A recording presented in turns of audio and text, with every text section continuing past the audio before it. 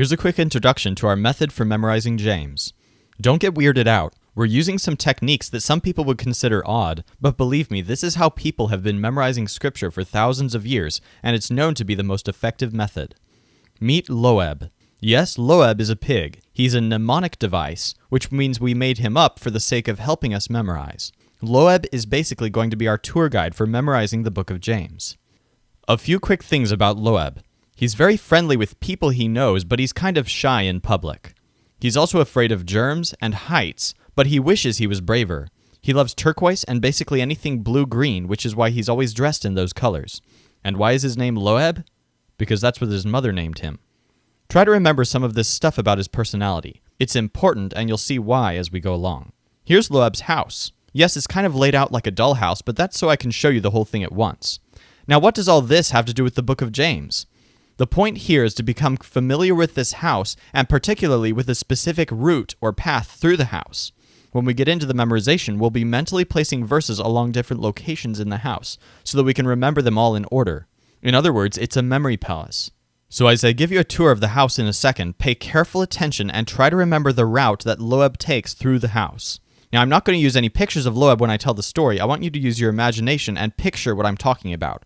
We're going to use pictures of Loeb doing things in the rooms later, and I want those to be as memorable as possible. And the story I tell here is just to make it interesting. What's really important is what is where. So look carefully at each room and try to remember the order.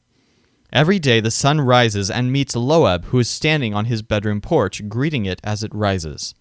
Then Loeb goes into his room, and using the light that's now shining through the door, he makes his bed. The next thing he does is to take a shower in the adjacent bathroom, as any respectable and germophobic pig would do in the morning. After the shower, he's nice and clean and ready for the day. Well, not quite. Part of his morning ritual is to try to conquer his fear of heights. Remember that his two fears are germs and heights. Well, after getting rid of the germs in the shower, he then wants to work on his fear of heights. So right after stepping out of the bathroom, he climbs up his shaky, bright magenta ladder right outside his bathroom that leads to the attic. The attic itself is painted a beautiful teal, his favorite color. He did this because he thought putting his favorite color up here would help give him motivation to climb the ladder, though I'm personally not too sure how that strategy works. Next door to the hot attic with its old broken-down clock and rocking horse is a bright, happy toy room. No, Loeb isn't really a kid, but he lives in a house with his little sister, Libby, who likes to play with toys. In fact, one of his first chores in the morning is to wake up his little sister. So now that he's worked on his fear of heights, it's time to get Libby up. He carefully heads down the slippery, polished wooden spiral staircase back down to the second floor. The spiral staircase leads to the library. This is a gray, dusty library that doesn't get much use, but there is one book in here that his sister Libby likes to read when she wakes up. So Loeb gets this book off the dusty shelf and he takes it into his sister's bedroom next door.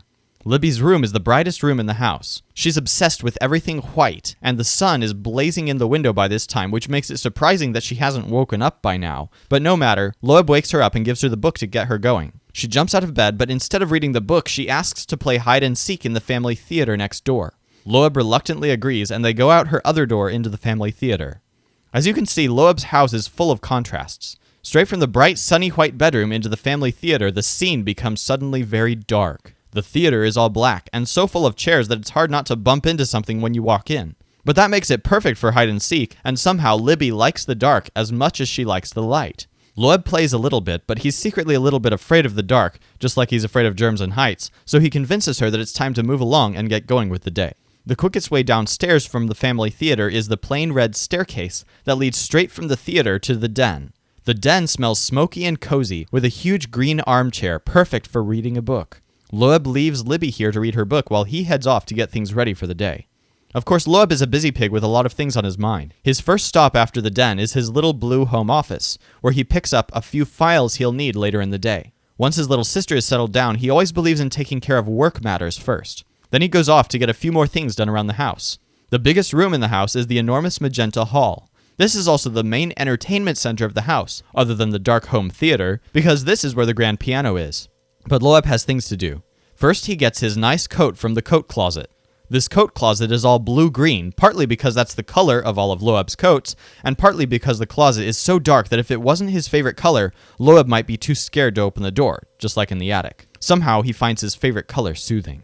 In his coat pocket, he finds some bird feed, which he bought yesterday but forgot to put away. It reminds him to feed the bird, which has an enormous yellow cage just to the left of the coat closet.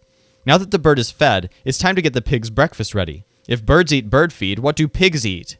I'm not sure, but whatever it is, it's kept in barrels in the basement. The basement is brown and dirty, as you might expect a pig's basement to be. Of course, that doesn't make an oddly germophobic pig like Loeb happy. He gets some pig food from the barrels, but then he gets out of this dirty place as quickly as possible. It's probably his least favorite room of the house. He comes up in the kitchen where everything is clean and a shiny silver color, and after he cooks breakfast, he serves it in the dining room. Libby comes running. She loves breakfast, and she loves the dining room, which, like her own room, is bright white. After breakfast, Loeb decides to go outside for some fresh air. The best way out to the garden is first through the conservatory. Although this is a sort of sunroom, and it's full of plants and everything smells fresh, the predominant color in the room is black, the color of the walls and all the pots. This room is the last stop in the house before Loeb goes outside for the day. Quick review of our route through the house. Pay close attention and see if you can remember what's coming. Porch, bedroom, bathroom, ladder, attic, that's 5 locations, toy room, spiral staircase, library, girls' room, family theater, for a total of 10 locations upstairs, staircase, den, office, hall, closet, that's 5 more, birdcage, basement, kitchen, dining room, conservatory. Notice that location number 10 and location number 20 are both predominantly black, while locations 5 and 15 are blue-green, Loeb's favorite color. This will be important later.